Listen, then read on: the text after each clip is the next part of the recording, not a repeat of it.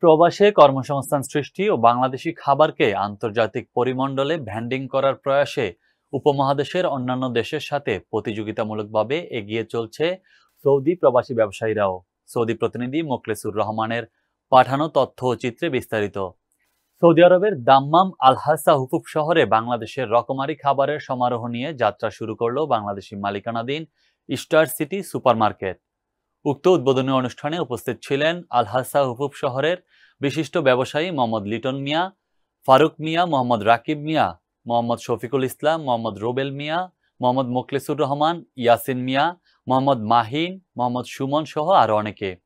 Super শপটিতে আপনি খাবারের item থেকে শুরু করে সব ধরনের নিত্য প্রয়োজনীয় কেনাকাটা করতে পারবেন।